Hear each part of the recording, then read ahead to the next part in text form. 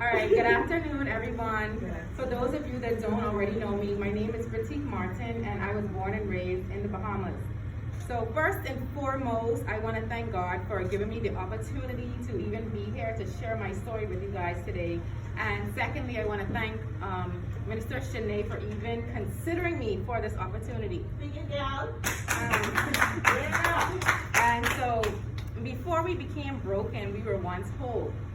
And one of the things that led to me being broken is the spirit of rejection.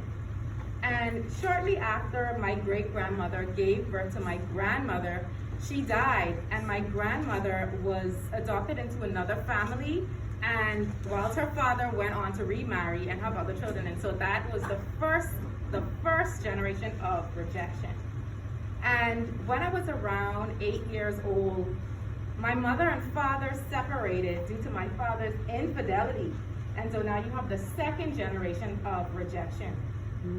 And when my mother left to live her life of freedom, of traveling and doing whatever she wants, most of the time I was left to raise myself in my father's house.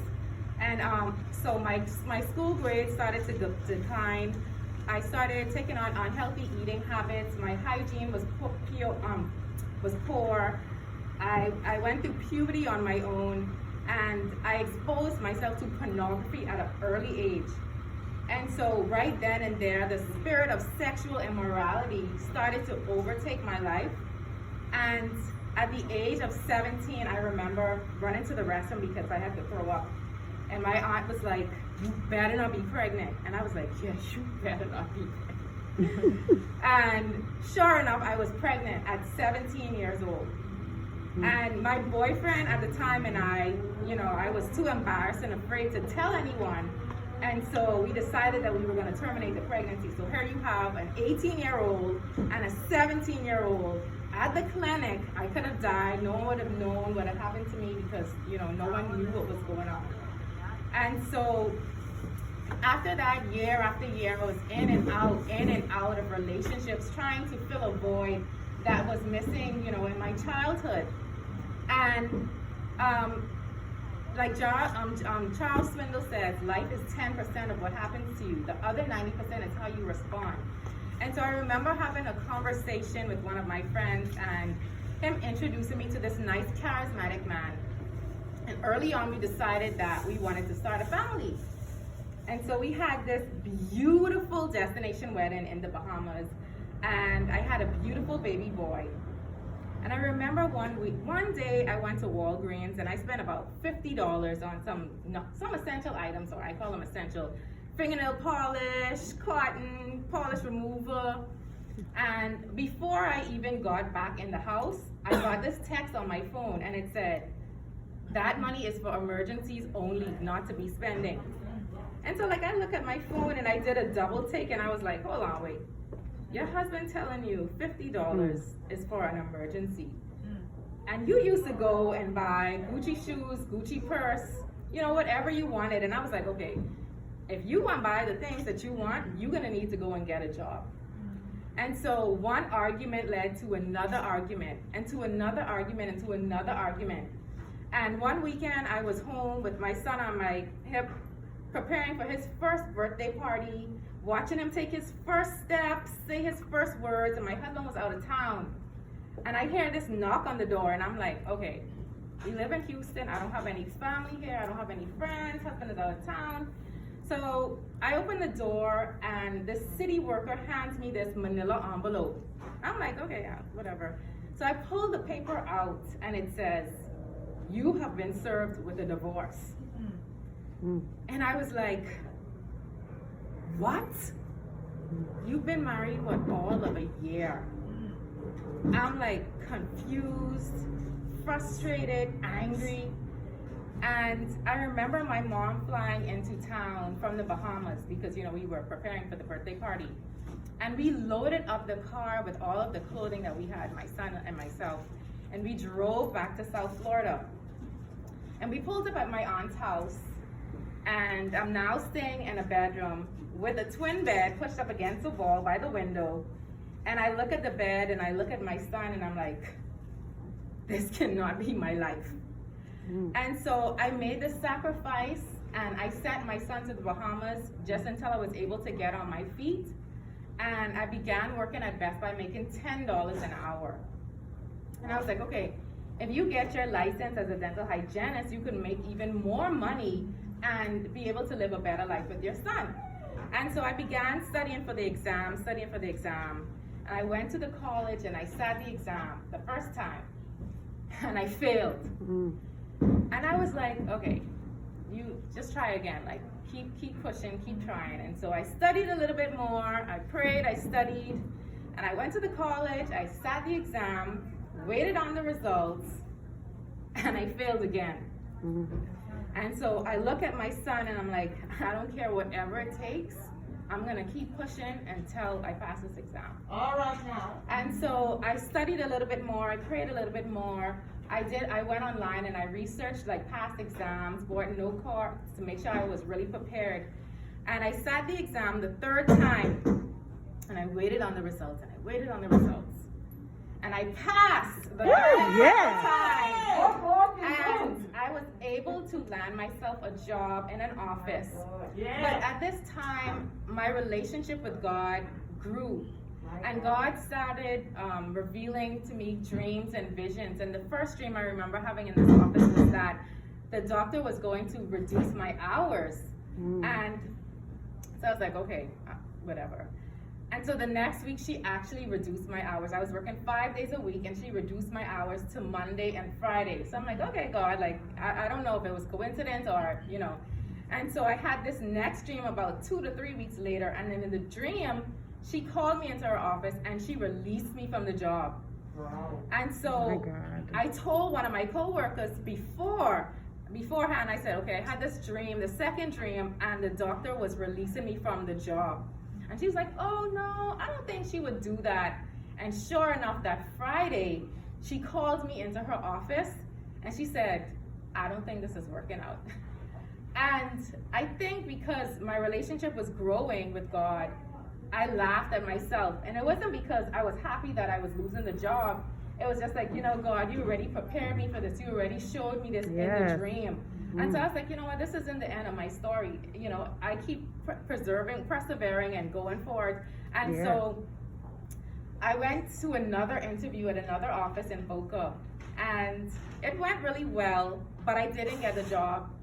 And I had another dream like a couple days after I didn't get the job. And I saw myself already working in the office, performing the tasks that needed to be done. And I laughed and I was like, God, like, you show me working in this office. But clearly, I already went to the interview. I didn't get the job. But I was like, okay, do your thing, whatever you got to do. And about 3 weeks later, they sent me a text and they said, the offer is still available to you if you want the job. And I was like, God, like, you so funny, but anyway, let your will be done.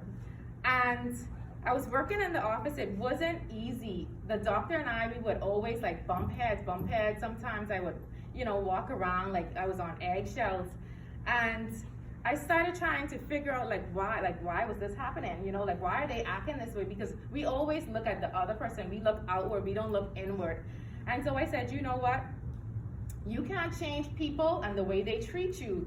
But if you change yourself, then the people around you are gonna respect you more and they're gonna change. And so I started working on my attitude, because especially us as Black women, we have attitudes. We don't like to admit it, but we have attitudes. And it doesn't mean that we're going around being loud and fussing and cursing. Sometimes it's our thoughts and it'll show all over our face. And so sometimes people are like, I don't even want to talk to her because she just looks things. She just look like she have an attitude. And so I started telling myself, I said, okay, you got to just walk with a smile on your face, even for no reason. Just smile, because just your smile alone can brighten up someone's day. Just a word of encouragement can brighten someone's day. And so I started paying attention to what I was seeing, because everything starts with vision. Once you start to download things into your conscious mind, it gets into the subconscious, and whatever you draw from the subconscious mind, there is no limit to what it is that you can achieve and obtain. And I began paying attention to what I was listening to, because I remember one day I was listening to this gospel song, and my son was about 5 years old at the time. And he started singing the song, so I was like, okay, hold on now. I didn't even know he was really paying attention because he's always so quiet in the back. And I'm like, if I was playing something that had a bunch of cursing and carrying on, he would be singing the same song. And I was like, I don't want him listening to anything that has no value. And so I started like only listening to that sort of thing. I started only watching movies or listening to inspirational messages that was serving, you know, value. Yeah.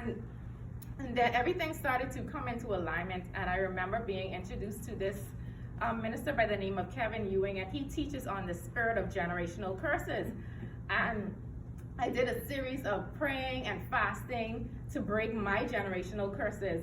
And I remember being like hagged in my sleep, sometimes not even wanting to fall asleep or turn off the lights because I'm like, oh Lord, I don't know what's gonna happen in the spiritual realm. I don't know, because I had an experience where I was literally dragged all around my ceiling, like in my room, and like every time I talk to people about it, they look at me like I have 3 eyes. But I'm like, you know what, God, I know what happens.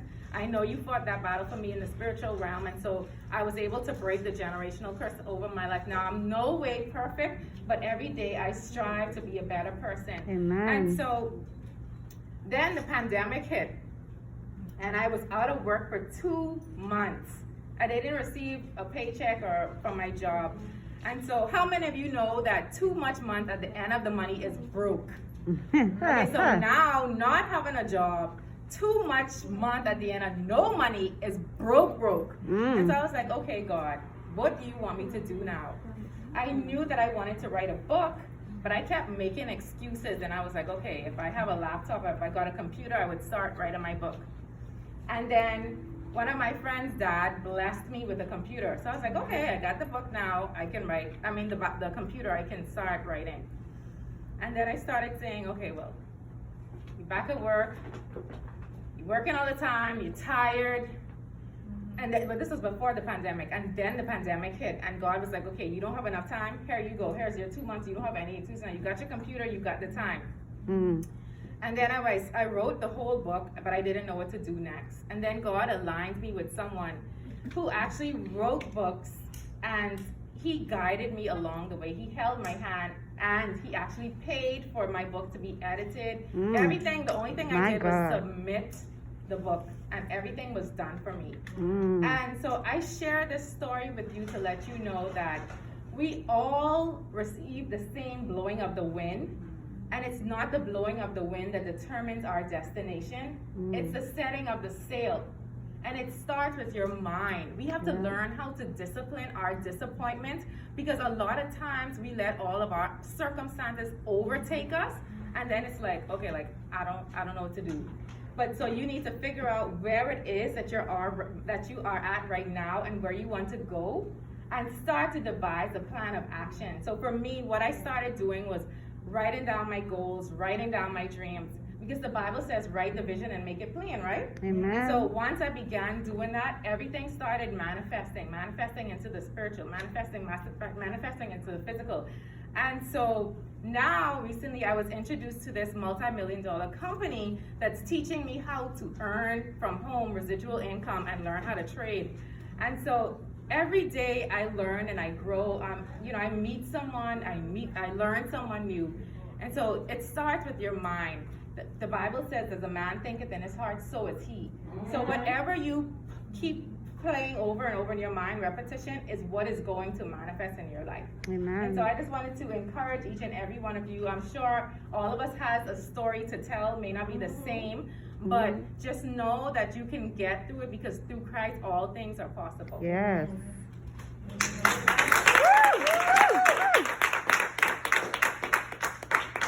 Awesome. Let's give her another round.